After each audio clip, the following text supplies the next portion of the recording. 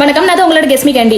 உன் பேரை கெஸ்மி கேண்டின்னு வைக்கிறது பதில உருப்படாத ஆண்டின்னு வச்சிருக்கலாம். ஏம்மா கோணமண்ட கோகிலா ஒரு கட்சி தலைவரை பார்த்து அவங்கிற ஓடுதாளிங்கிற வாய் ரொம்ப நீளுதுடி நீளாங்கிற பண்ணி இந்த ஆகாவலி ஆன்டிகள்லாம் சோசியல் மீடியால லைக்ஸ் வரணும் வியூஸ் வரணுங்கிறதுக்காக இஷ்டத்துக்கு பேசிட்டு இருக்காளுங்க. இப்பெல்லாம் இந்த மாதிரி பல ஆன்டிகள் சுத்திட்டு தெரியுது.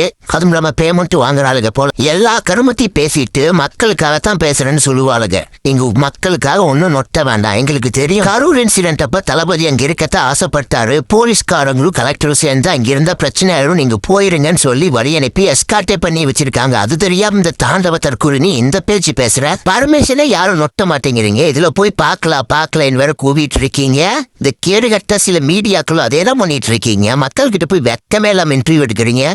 மக்களுக்கு எதுவுமே தெரியாது, ஈஸியா ஏமாத்தலாம் தானே பாக்குறீங்க. இந்த கோலமண்ட கோகிலா என்ன பேசிருக்குன்னு பாருங்களேன். வணக்கம், நான் தான் உங்களோட கெஸ்மி கேண்டி. இந்த தாய்மாமன் ஒருத்தன் தெரிஞ்சுட்டு இருந்தாலும் மக்களை ரோட்ல விட்டு சாக விட்டு ஓடி போன அந்த ஓடுதலை பத்தி தான் நான் பேச வந்திருக்கேன். நிறைய பேருக்கு கேட்கறீங்க, எது விஜய் அவர்கள் பத்தி பேசுறீங்க, உங்களுக்கு பேசுறது வேற டாபிக்கே இல்லையான்னு கேட்கறீங்க. இப்போவும் இது உங்களுக்காக தான் நான் பேசுறேன். இப்போவாது விஜய் பத்தி உண்மையான முகத்தை தெரிஞ்சுக்கோங்க, இன்னும் கூத்தாடி முகத்துல இருக்காதீங்கக்காக தான் மறுபடியும் ஒரு வீடியோ வந்து நான் அப்லோட் பண்றேன்.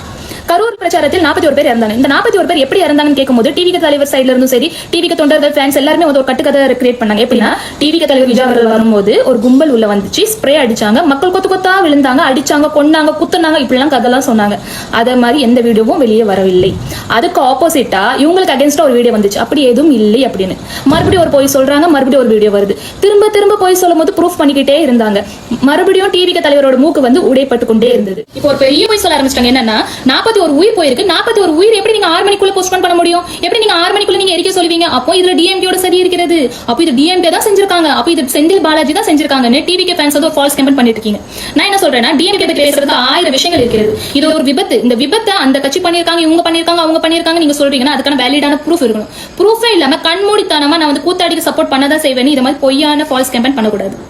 ஆக்சுவலி என்ன நடந்துச்சுன்னா, 27ஆம் தேதி கரூர்ல 41 உயிர் போச்சு. 28ஆம் தேதி 1:45 AM 5 உடல்கள் 5 டெட் பாடியை வந்து போஸ்ட்போன் பண்றாங்க. அதுவும் ஃபேமிலி ரிலேட்டிவ்ஸ் பர்மிஷனோட. நீங்க சொன்ன மாதிரி 41 டெட் பாடி கிடையாது. இந்த 5 டெட் பாடியை பார்க்கறதான் ஏடிஎம்கே டிஎம்கே சீமானா வந்திருந்தாங்க. இந்த 5 டெட் பாடியில ஒரு டெட் பாடி தான் ஆகாஷ், 9 வயசு பையன். இந்த போட்டோ கூட நான் அட்டாச் பண்றேன். இவ்வளவு ப்ரூஃப் இருக்கு. இவ்வளவு ப்ரூஃப் இருந்தும் உங்க டிவிக்கு தலைவர் விஜய் அவர்களுக்கு இப்ப கண்மூடித்தனமா நீங்க சப்போர்ட் பண்றீங்கன்னா நீங்களும் மனுஷனே கிடையாதுடா. இப்ப நான் கேக்குறதுக்கு நீ பதில் சொல்லு. 2 டேபிள்ல எப்படி எல்லா போஸ்ட்மார்ட்டத்தையும் முடிச்சாங்க? ஒரு பாடியை போஸ்ட்மார்ட்டம் பண்ண 3 மணி நேரம் ஆகும். அதே போல நைட்டு 1 மணிக்கு ஸ்டார்ட் பண்ணி மதியானம் முடிச்சிடுவீங்களா? இதுக்கு நீ பதில் பேசி வீடியோ போட பார்க்கலாம்.